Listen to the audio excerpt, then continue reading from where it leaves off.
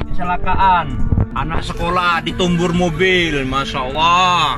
Hati-hati musim penghujan nih, nah. Kronologi polisi tabrak pelajar hingga tewas, korban luka robek di kepala dan patah tulang paha. Seorang pelajar di Lubuk Linggau, Sumatera Selatan tewas di tempat setelah motornya ditabrak anggota polisi yang bertugas di Polres Musirawas Utara Muratara, Kamis, tanggal 18 Januari tahun 2023, pagi. Peristiwa kecelakaan itu terjadi di Jalan Ahmad Yani, Kelurahan Jogoboyo, Kota Lubuk Linggau, Sumatera Selatan, di depan rumah makan Lembayung.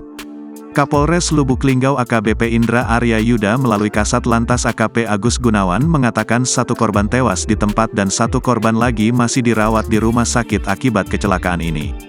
Agus menjelaskan kronologis kejadian bermula saat Revi Junerzi 13 tahun berboncengan dengan temannya Syahril Okta Aditya 13 tahun hendak pergi ke sekolah di SMPN 3 Kota Lubuk Linggau.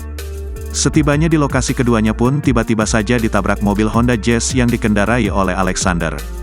Berdasarkan informasi, Alex datang dari arah Lubuk Linggau mengendarai mobil Honda Jazz dengan nomor polisi BG 1373EM hendak pergi berdinas di Polres Muratara. Sampai di lokasi, mobil yang dikendarai oleh Alex menabrak motor yang datang dari arah berlawanan, ungkap Agus. Agus menambahkan pihaknya sudah melakukan olah TKP di tempat kejadian, saat ini kasusnya sedang ditangani oleh tim Lantas Polres Lubuk Linggau. Diketahui, Revi warga komplek perumahan RSUD Petanang Kelurahan Petanang Kecamatan Lubuk Linggau Utara 2 tewas dengan kondisi luka robek di kepala bagian belakang dan patah tulang paha.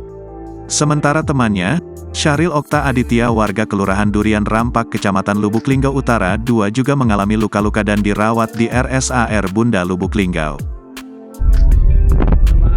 Kecelakaan, anak sekolah ditumbur mobil, Masya Allah. Hati-hati musim penghujan nih, nah.